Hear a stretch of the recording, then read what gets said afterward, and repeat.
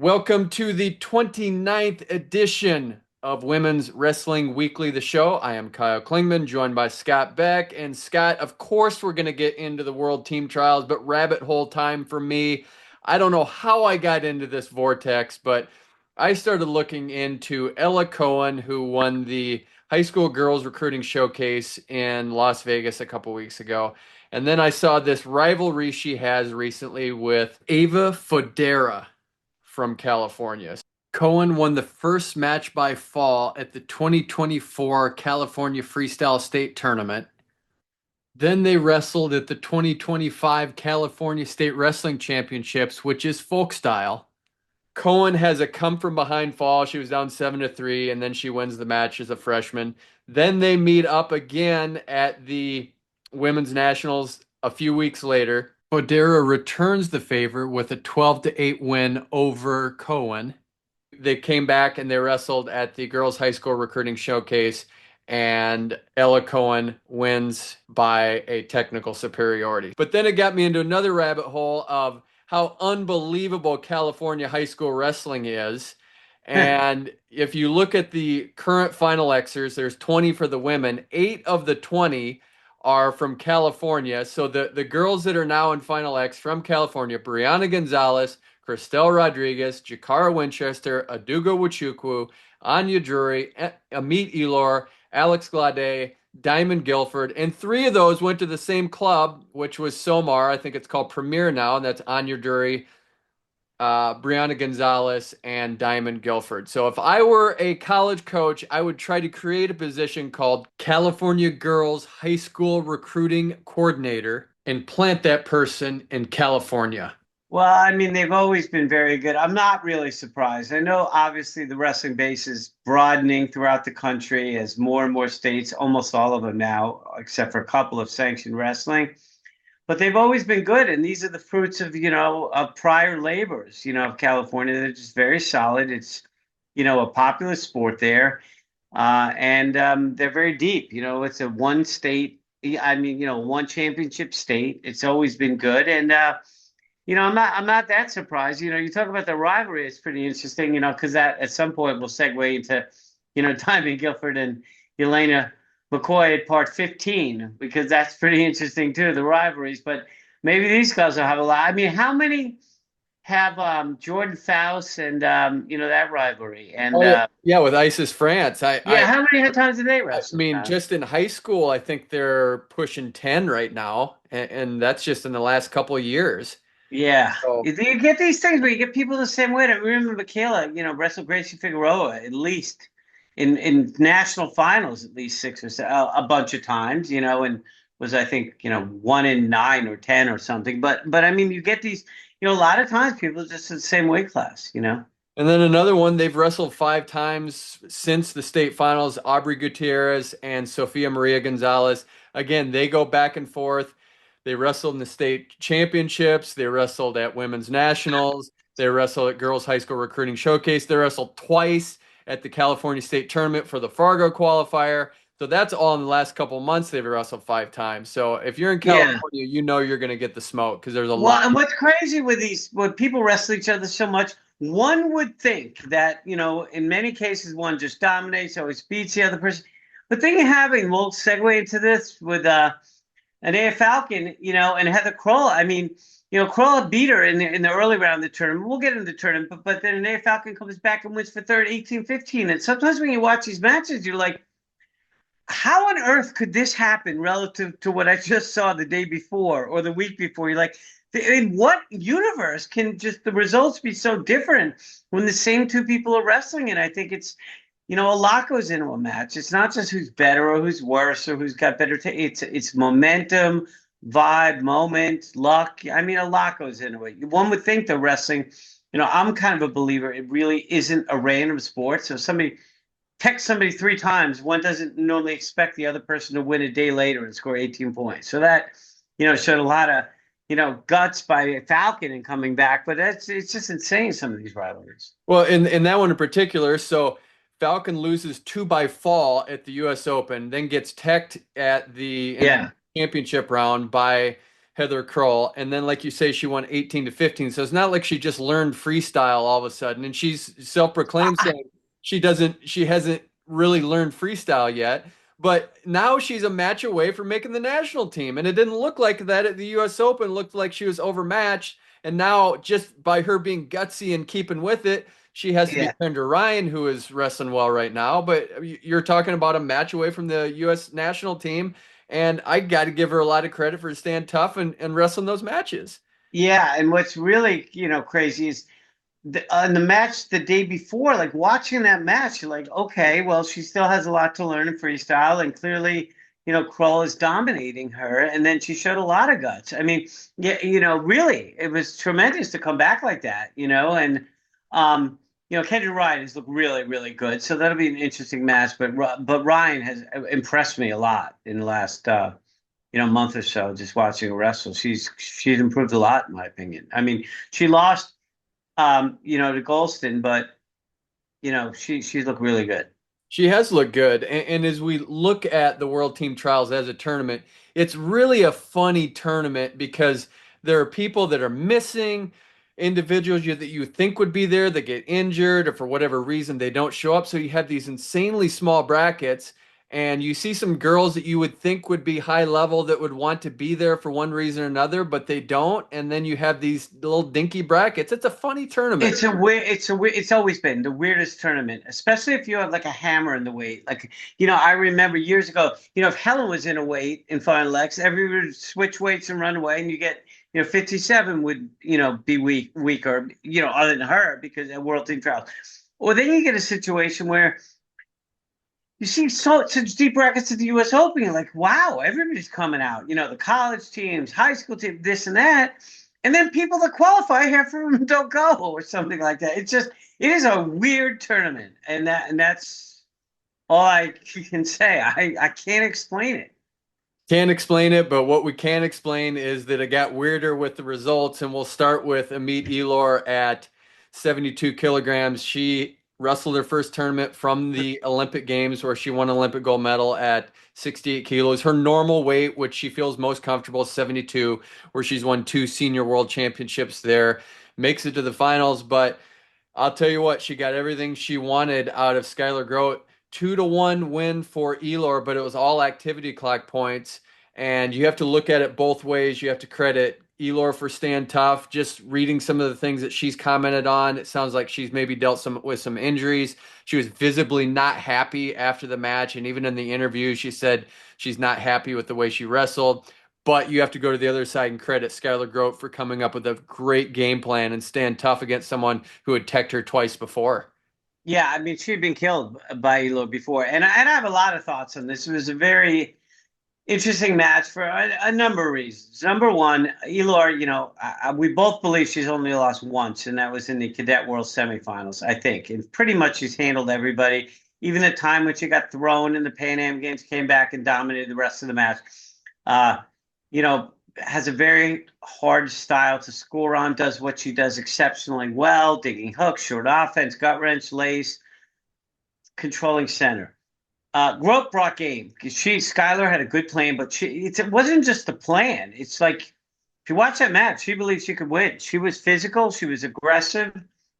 She shut Elor down. Obviously, that wasn't the best version of Elor, but I really struggle with this because on one hand, I am of the belief kind of, you got to beat the champ to get the title, right? So, Elor has done everything right, won 2 world titles, Olympic gold medal.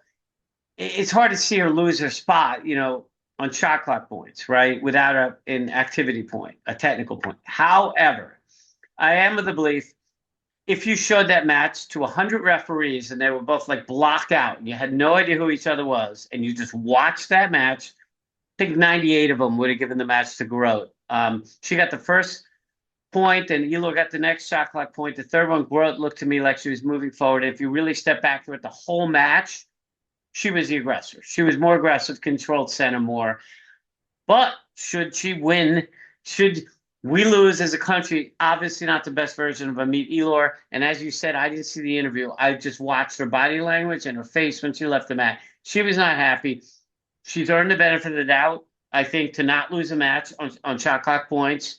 And I will be very surprised if we don't see a different version of her Final X. I mean, Glaude has looked good, but Amit Elor is very difficult to beat. And I think that's like a wake up call. But it also shows you what it shows you.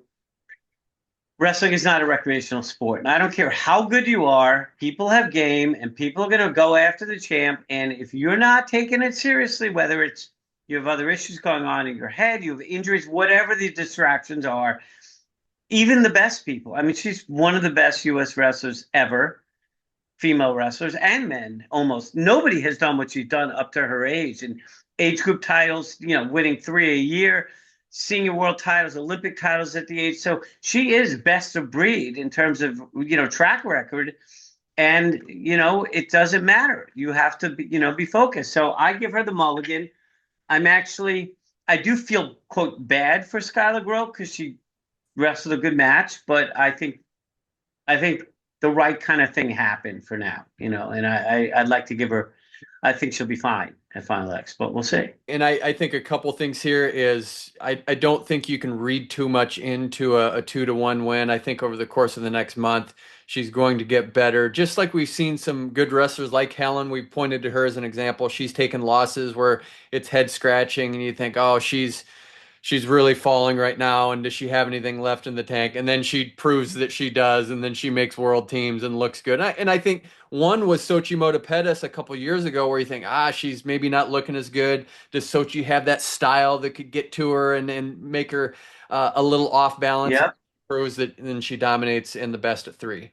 So that's one thing. And then the next is when you play with fire a little bit and you just wait till the world team trials, you don't go through the process. If she would have been at U.S. Open and lost, she still could have come back to the World Team. Yes, So good point. You're down to the And could have last. made adjustments there. That's a good point. And maybe the wake up call would have happened 3 weeks earlier. But I evidently, there's some tweet where she's like, I can, if I want to be in doing what I'm doing right now, I train the way I want. And clearly she's earned the right to make her own choices. And listen, maybe it's possible she says, you know what, I don't enjoy this anymore. I'm done. I don't want to look that way. Or she says, no, I'm going to start killing people. I don't know. I really don't have any real insight. However, it was a close call, and that match absolutely could have gone to Grote. But we don't know if they would have given.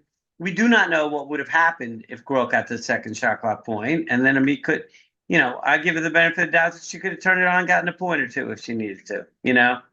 So many variables. Yeah, you can guess ahead, and we've said that before. Yeah. Like, hey, I think she's earned the right for a mulligan, and just I expect to see a different Amit Elor at the trials. and I think that's a fun storyline now. Again, California versus California as well in that situation, but we get to see that in a month, and then you get to see how far Amit Elor is going to go in the next month. The other interesting perspective is like, what's Glaude thinking now? Because on one hand, she's probably thinking, Amit's going to come back, rip through the bracket, most likely tech Grote as she has.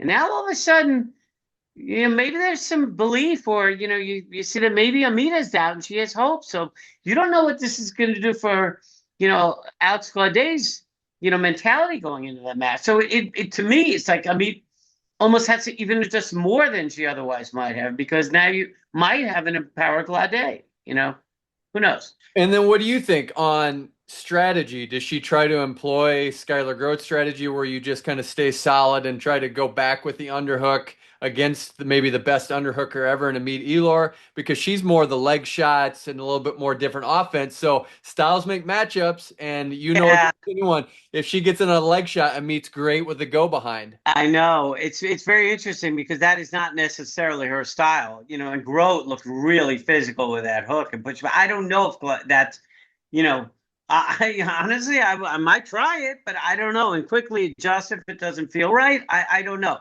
It's going to be very hard for her to, double leg Elor from space. I mean, we've seen her do that against, Mongolia for a U-23 world medal in the last few seconds, but it's going to be a little tougher. So I don't know. But just in general, one would think it gives her a little bit more belief.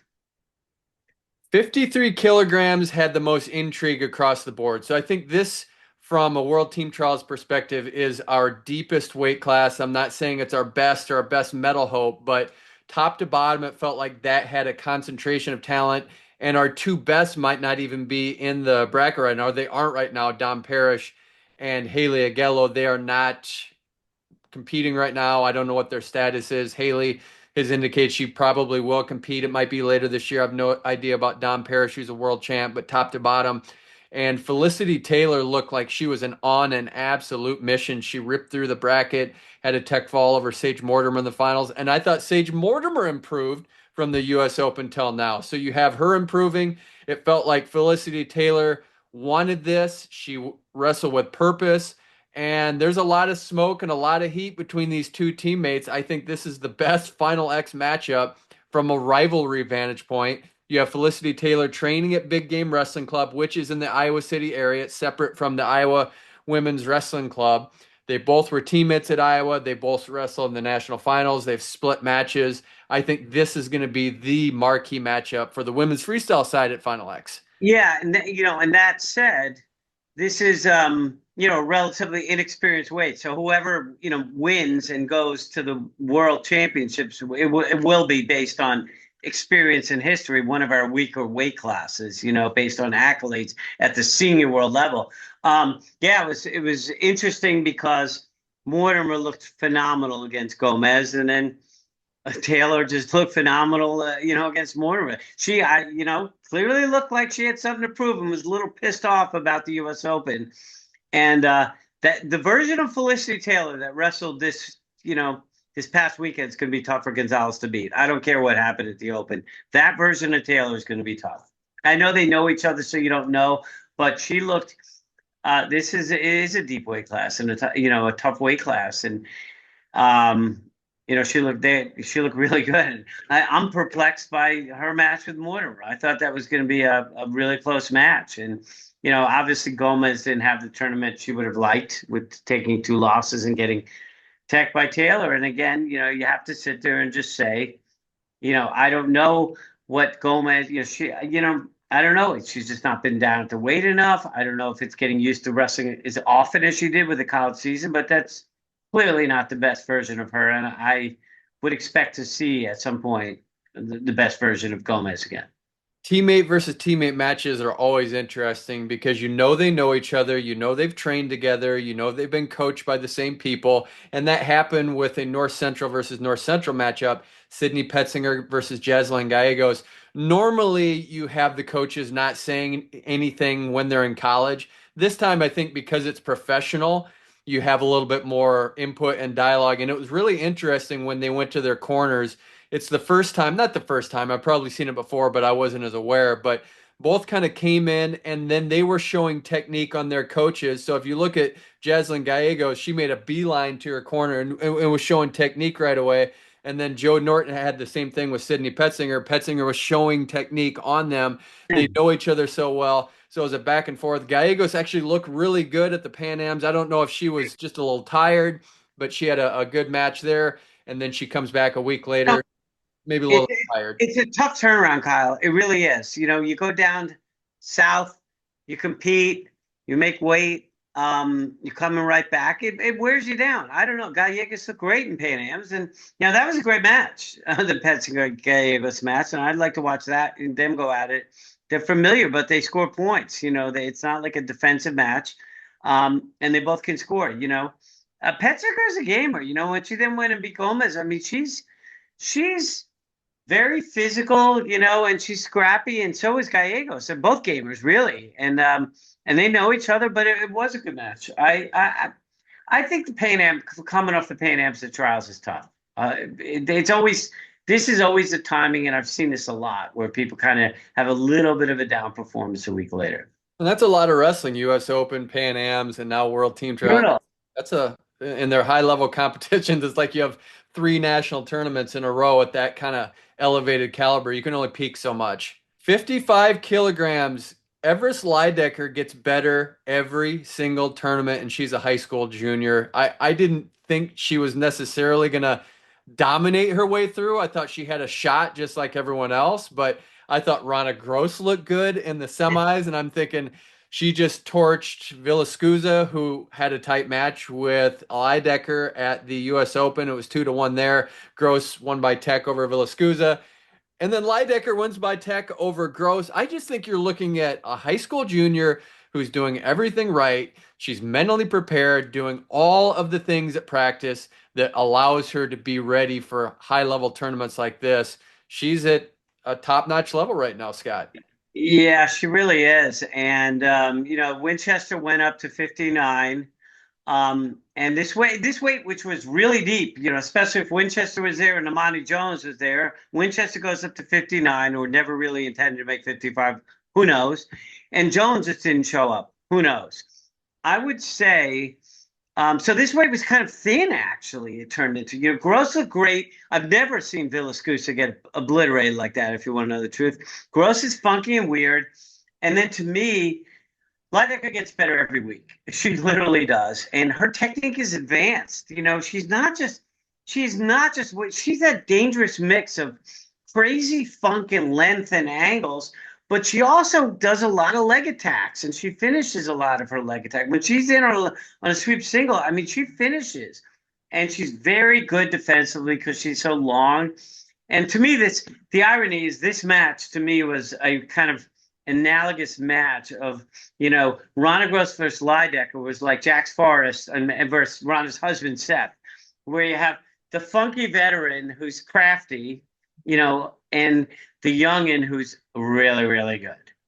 And Leydecker is really, really good. And she's confident and she's a fighter. And, Valiant had Leydecker, won the tournament, looked phenomenal. And I'm not handing Rodriguez that world team spot. Those Leydecker gets better literally almost every day, and she's going to be prepared. She's going to be training in a good room with great coaches, great partners, and she's going to be ready. And I like Rodriguez a lot, but if I was a betting man, I don't know, man. Leydecker look really good, and and the Valiant room, I'll jump just for a second to 62 because, I mean, 59, my daughter lost in the semis, a very close match, didn't wrestle her best match at all. But, Savannah Casme, who I talked about last week, who was a gamer to come back and, take third, she made the finals. The Duke lateral dropped her, but, she had some good wins against, some seasoned wrestlers, Garcia and Luciano. So it's a scrappy room, a good room. And keep in mind, so now you're preparing. If you're in that room and you have Leydecker, who's like clay, that just absorbs all of this, she's going to be training with Miracle, who's competing, Helen, who's competing. My daughter will be there probably to wrestle. You're having, Cejudo, Pritz. I mean, she's going to be ready, I think, and it would be exciting. I'd love to see, again, no disrespect to Rodriguez, who I think is phenomenal, but it would be fun to see a 17-year-old make the senior world team as a high school junior. And credit to Arizona. You talk about just the youth movement happening. She's from Arizona, high school junior. Jimenez was in 2023 a high school junior. She made Final X. So some good things happening for girls high school wrestling in Arizona right now. Yeah, definitely. And the boys high school wrestling, not just Valley. It's a good wrestling area, Arizona, and there's a lot of good clubs out there, and there's good high schools that have good traditions. I mean, RBY was from Arizona. I mean, there's a lot of good wrestlers come out of Arizona. Larkins, all the boys. So, there's talent there, and it's exciting stuff. I mean, it's crazy to me to think of the concept that a 17-year-old, can compete at this level. I mean, I thought Heaton looked great against Villascusa, and she's so funky. And to see just the control, it was the wrestling was very.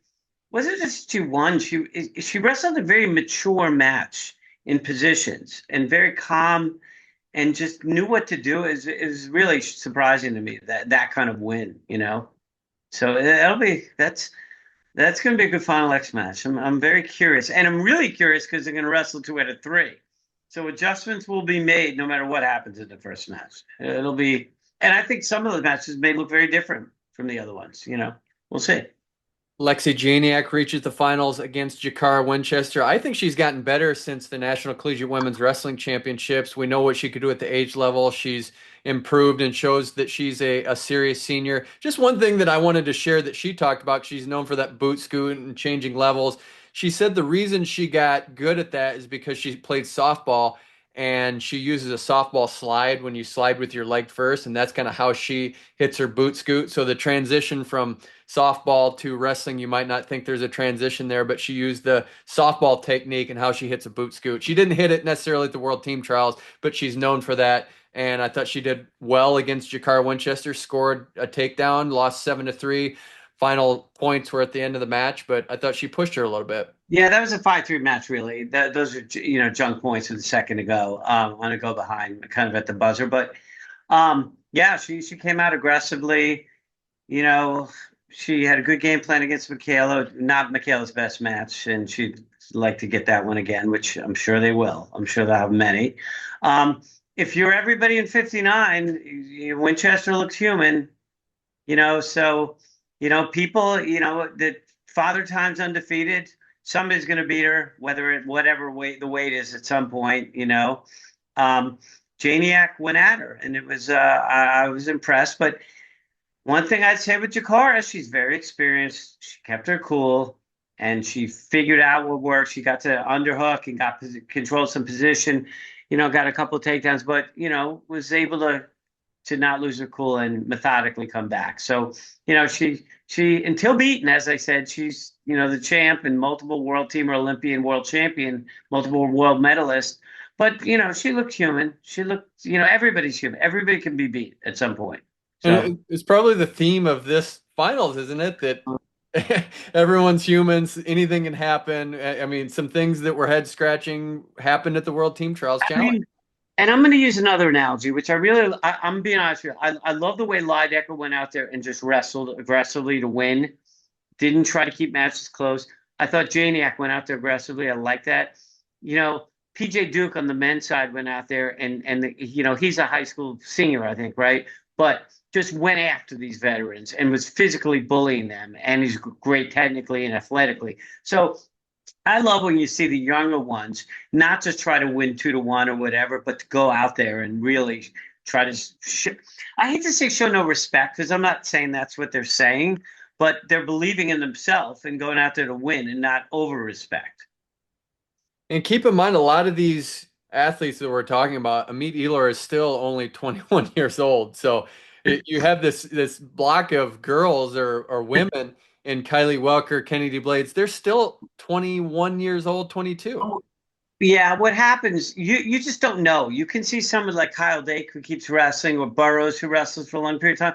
You don't know. Like, if she wants to, if Amit or like Welker, Blades, I mean, they could win 10 world titles. They could be Yoshida and win 13 and 3 Olympic gold. Who knows? They're so young. When Amit's done, she's 21 years old.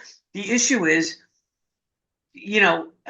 what are you chasing? Is it, it gets very tough when your goal is to chase 4 Olympic or 5 Olympic gold. Like, it's just, each quad's a lot. They've already done it. There's a lot of pressure. You have guys like us who are dissecting this, and we're not really trying to beat her up or be critical and take anything away from her. She knows that wasn't her best. She knows she hasn't been competing. So we're not denigrating her, saying she looks horrible or any of that. But it's all going to be dissected. And it's very difficult to be on top of your game forever. A Welker hasn't won a world title yet, so she's still – Amit's won 2 world titles and Olympic gold medal. And I can't even count it. It's 7 age – how, 8? I don't know. It's, 3. Is it 9? I don't know. But a ton of age group gold medals already. She's lost once. So it's just a high standard to live up to. And then you say – how long do they want to do? What are the goal? Is the goal like doing other things in life more important than winning 8 world titles versus 4 or 5? I don't know. These are very personal choices. And the other thing I learned, just a little bit, personally and talking to people too, and things, a lot goes into this. People have to be in the right frame of mind, mentally. You have to have the right health. There's a lot of distractions, and people have a lot of things in life. So you don't know what creates some of the ebbs and flows within performances, either within weeks apart, months apart, or it could be within year to year. You see ebbs and flows. So it's a lot goes into this, and to win at the top level. And this is even the world champions, but to make world teams, you have to have it all. You have to be right mentally and physically at that moment. And then you take what you said there about winning young and you're still chasing. Kayla Miracle still chasing that gold medal as successful as she's been. And she's been one of our all-time greats at age level and senior, two-time world silver at the senior level. She's still chasing that into her, I think, late 20s, early 30s at this point. So she still has something to prove. And she's one of our best ever. Yeah, and well, and in her situation, I honestly think she never looked better than she did last year. So she's getting better, if anything, in my opinion. And was the version at the U.S. Open the best version when she first came back? I thought she looked pretty good. It was really tough, as you saw. I'd love to see her win a world title, and I honestly believe she can over the next couple of years, whether it's this year or the next. I really believe she's beaten all these people. She's looks great. If anything, has evolved. Her arsenal's broadened. So I mean, I think what Kayla Miracle's situation, though, was interesting. In her mind, she was almost done or going to take a break, and she kind of came back because she felt the itch and was rolling around and wanted to. So I think she's motivated.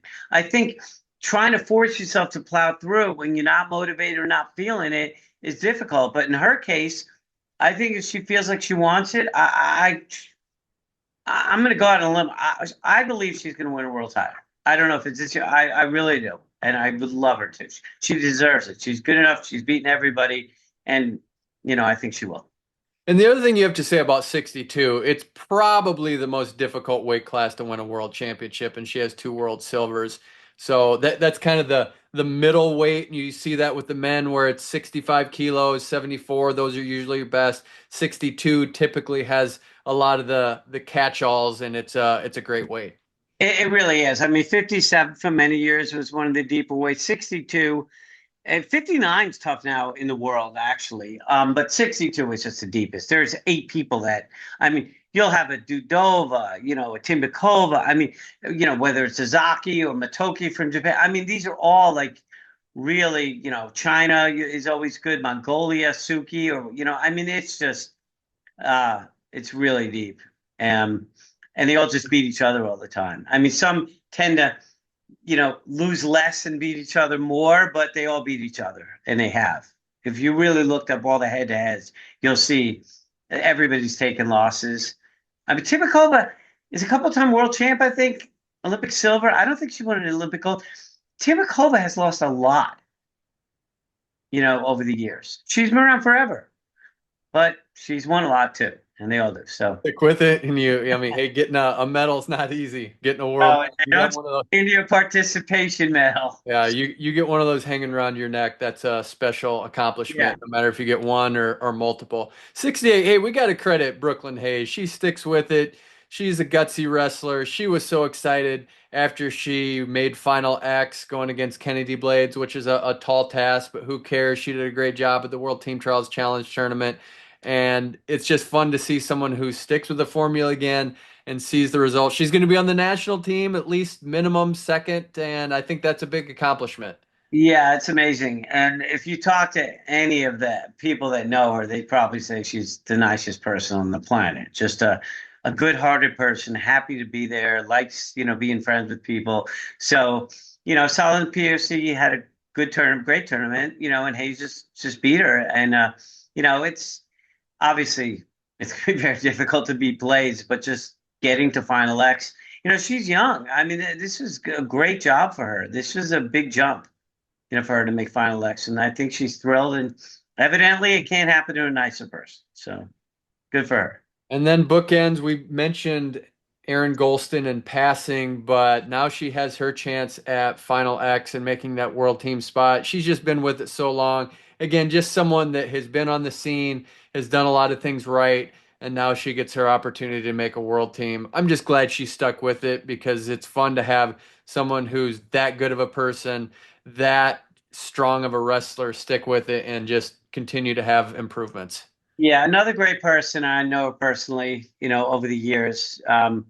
Mikhail's trained with her. She's really just, I remember I first met her, believe it or not, when Golson and Julia Salata in the 2015 World Championships were in Vegas, and their room like ran out. They wanted to stay an extra night, and they said, "Could we crash at your room?" This is, I was with Michaela, and I said, "Yeah, but Aaron, you have to watch a video with Michaela and help her in wrestling," and she did. So she watched some of her matches and gave her some tips, and she was a veteran then in 2015, kind of multiple, age group, world teams, world. I think she's a world champion or maybe a world medalist, age group multiple world teams, but was a seasoned senior. She just always had an exceptionally difficult weight class, whether it was, Lampy, Chun, or Sarah. And, Jimenez is going to be tough to beat. She's beaten Goldson, but, I'm not counting her out. Ryan looked really good and, she took her out, but not just that, but she's savvy.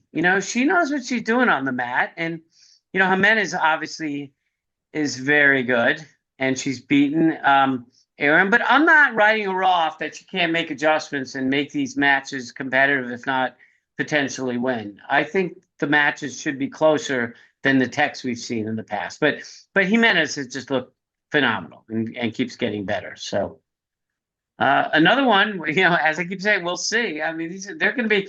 I think it's a very interesting Final X because there's some that on paper should just be dominant wins for established wrestlers. And there's some rising youngins, and then there's some toss-ups or matches that should be close. Listen, Adugo's look great. I still think, Kayla's the experienced one and knows how to shut her down. But, Adugo's very solid. I think she believes she can win for sure. And those matches absolutely are going to be competitive matches, or good matches. So I think it's a good, mix of types of matches at Final X, and we'll dissect that, I'm sure, more as we go into it. But there's just a weird. I'll go back to what we started with. Freaking weird tournament. This tournament is just always absolutely weird. Weird tournament, and then you mentioned it earlier. California versus California, McCoy versus Guilford, round 15. I think right now it's 8-7 in favor of McCoy, but every match is different. You can't predict. You think one person has momentum and then the other one kind of comes back and looks dominant and then it just goes back and forth. This one won by Guilford. She hit the big 4-point move at the beginning, which really set the tone, and then she just stayed solid the rest of the match. Yeah, it was kind of weird sequence for that throw. If you look at it, it was like, well, she got to push out early. Then they both get into this kind of body lock situation. They're both trying to get their hips in front of each other and see who's going to throw. And you knew somebody was going to get tossed there unless they stepped out of bounds. And Guilford got it.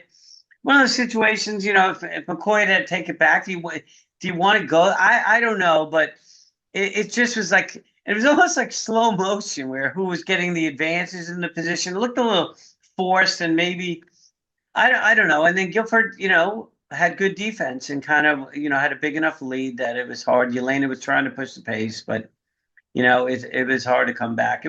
That was completely different in my opinion than any of their other matches, really. Like I've never seen them just go right into that kind of, 50-50 position and be content that one of them was good. They both thought they were going to throw each other, I'm not a big fan of that. Unless you're in a 50-50 match, why go there? And unless you really think you have such an edge, maybe they both thought they had such an edge. But at the beginning of a match, because even if, let's just say you're slightly better in the position, but you lose that position, it can take you out of the match, And points are hard to get sometimes. So I don't love that, for either of them, to be honest with you. I still say this. I'm planting a high school recruiting coordinator in California and just going up and down the coast trying to get that talent to my team. I know you don't have the budget for it, but if I were Menlo and I'm Michael Ayala, I'm salivating that I have that talent in my backyard. That's exactly who should hire that position and say, we're going to get everybody from here, and there's so much local talent. They're moving into NCAA, Division II. I know you corrected me publicly when I said 1. Final takeaways from World Team Trials Challenge Tournament, other than it's goofy. We have Final X coming up in 1 month, and we get the countdown for that. But Again, this is the process. We love this process of making the world team. I think my final takeaway is this: the ones that came to wrestle won or wrestled well, and a lot came to wrestle. I think there were some very inspired performances at this tournament. And then mine is, how many times have we heard this? I want to make a world or Olympic team. And then you have a 5-person bracket. Maybe you're not as serious as you think about making a senior world team. Interesting. Again, it's a weird tournament. They all show up for the Open and then qualify and don't show up. So who knows? It could be injuries. It could be, it's also a money issue, right? If you, based on your performance at the Open, even if you qualify, if you don't have a realistic chance to win, maybe nobody's going to send you, or you don't want to spend the money. You're just intellectually honest with yourself. You're happy to get the experience from the Open. Way more fun tournament. Everybody's there. Teams are there. This is like a lone wolf kind of tournament. Like everybody's just doing their own thing, and then you go out and wrestle. So, In addition to everything going on, there's going to be the 16U and junior duels coming up, I think in June. I don't have the exact date, but keep an eye on that. That's such a fun tournament. I love the team concept. It's kind of like the World Cup for our U.S. high schoolers. Keep an eye on that. I think that's a special tournament. yeah, the duels are fun. We both love them, and I'm sure you and I will keep an eye on it. And I hope others do as well.